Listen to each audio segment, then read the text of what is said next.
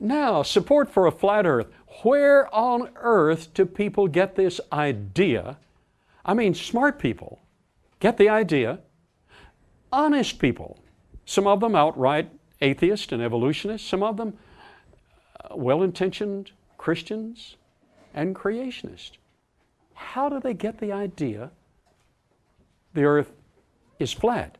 A very fine engineer sat with me a couple of years ago, and he said, you know, I read about this experiment. And he said, I'm an engineer. And he said, the earth is flat. I said, I'm going to look into this. Okay, so we're looking into it. Support for a flat earth. The Bedford level experiment, and that's what he referred to, the engineer referred to, was a direct attempt to show that the earth is flat. In 1838, Samuel Barley Rowbotham claimed to have conducted an experiment on the old Bedford River at the Bedford level near Norfolk, England. Now, I was interested in this. I wanted to know what their thinking was. The Bedford level is a 6-mile stretch of the old Bedford River that is straight, allowing an uninterrupted view along the 6 miles. Furthermore, there's no gradient there, so the portion of the river amounts to a slow-flowing drainage canal. Got that?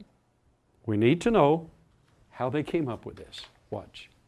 If the earth is curved, then the drop from one end of the other is about 24 feet. So here is Rowbotham looking through a telescope, and the drop, if the earth is curved, the drop is about 24 feet. That is, if one were to use a telescope at water level to view along the water on one end of the Bedford level, a mass 24 feet high on the other end would not be visible.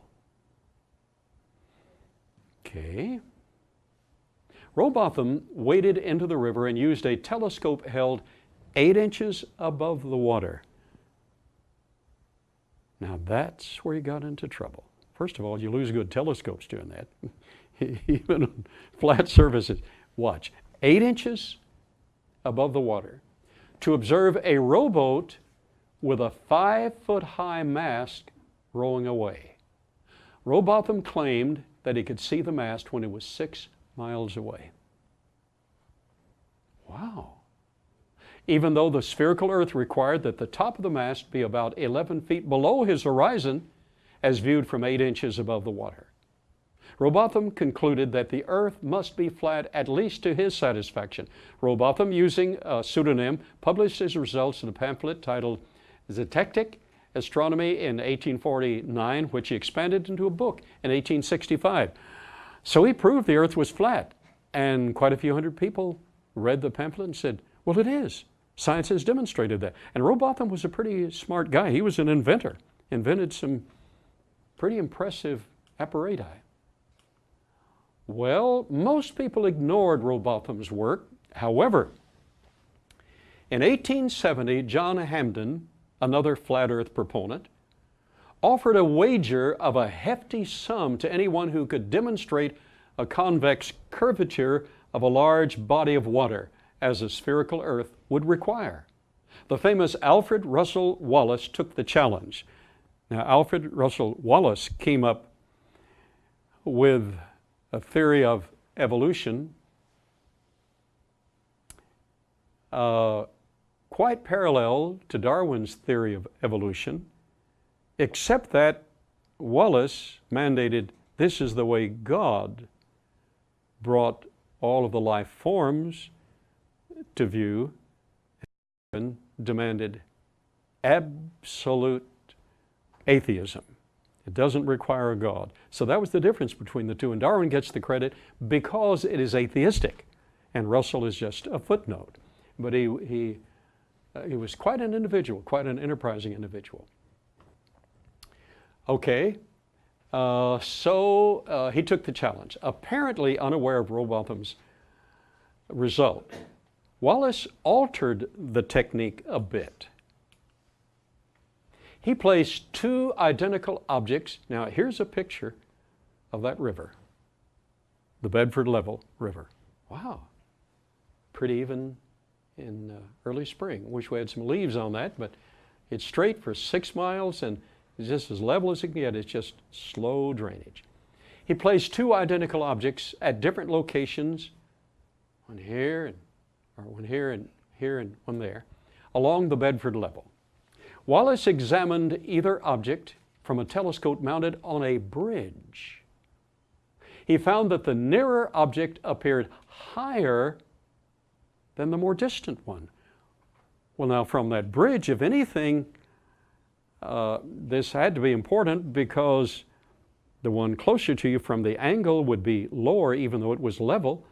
But here the one closer appeared to be higher, and that for this experiment was extremely important.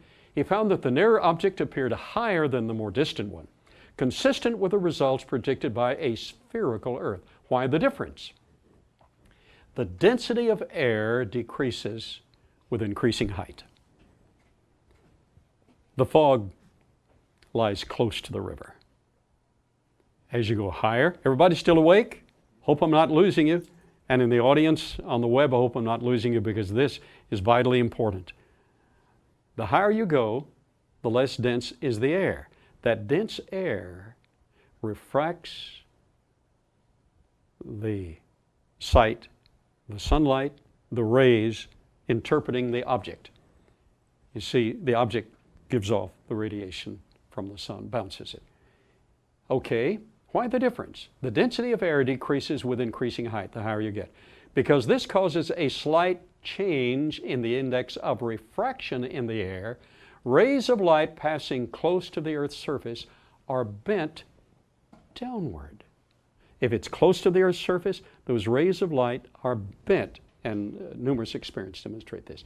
This makes distant objects appear higher than they actually are. Watch. Incidentally, this is the well-understood effect, causes the sun to appear to rise about 2 minutes earlier than it actually does. Did you know that? It's because of the refraction of the light is bent. So the sun's not quite rising, but we see it rising. Well, sure, it's rising. No, you see it is rising. 2 minutes later, it actually is. So there's the eye. Here an object appears higher because of the bending of the rays. Even the sun itself, the biggest object in our solar system, appears higher because of the bending of these rays. And if it would happen there, it would happen to smaller objects. A temperature inversion, where the temperature increases with height, is common at low heights along the Bedford Level and other bodies of water. Temperature inversions accentuate the refraction. If the rate of increase of air temperature with height is great enough, a temperature inversion can even cause objects in the distance to appear above the horizon, just like this. They're really there, but they appear up there. And we know why they do. That refraction.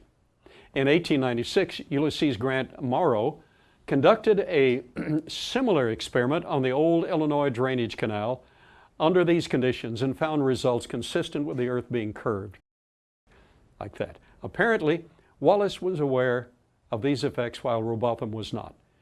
This is what prompted Wallace to conduct his experiment high enough above the water to eliminate the major contribution of refraction due to a temperature inversion at low height.